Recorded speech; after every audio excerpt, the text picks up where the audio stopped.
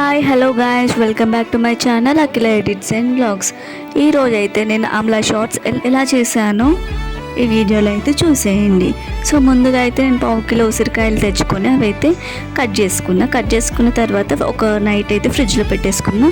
దాని next day అయితే మంచిగా కట్ చేసుకున్నవన్నీ అన్ని ఆమ్లాస్ అయితే మిక్సీ జార్లోకి అయితే వేసేసుకున్నాను.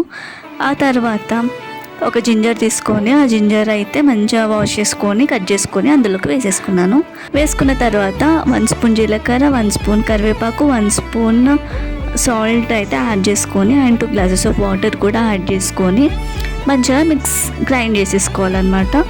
గ్రైండ్ చేసుకున్న తర్వాత ఆ వాటర్ని అయితే ఆ స్కూప్ని మొత్తం స్ట్రెయిన్ చేసుకొని మనం ఐస్ క్యూబ్ ట్రేలో అయితే మంచిగా వేసేసుకోవాలన్నమాట. వేసేసుకొని ఫ్రిడ్జ్లో అయితే పెట్టేసుకోవాలి. దాన్ని నెక్స్ట్ డే ఓపెన్ చేసి మనకి ఐస్ క్యూబ్స్ అయితే రెడీ అయిపోతుంది.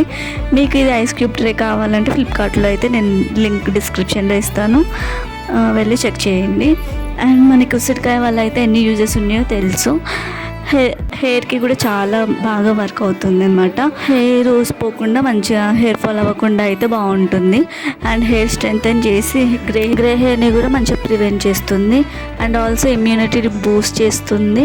డైజెస్టివ్ ప్రాబ్లం కూడా రాకుండా చూస్తుంది అనమాట. చాలా యూజెస్ ఉన్నాయి కాబట్టి ఈ షార్ట్ అయితే మీరు కూడా ట్రై చేయండి. నేనైతే అలా 3 days చేశాను అనమాట. పడిగడుపున హాట్ వాటర్లో అయితే ఇవి యాడ్ చేసుకొని రోజు అయితే మంచిగా ఎంజాయ్ చేసుకుని తాగేదాన్ని అనమాట.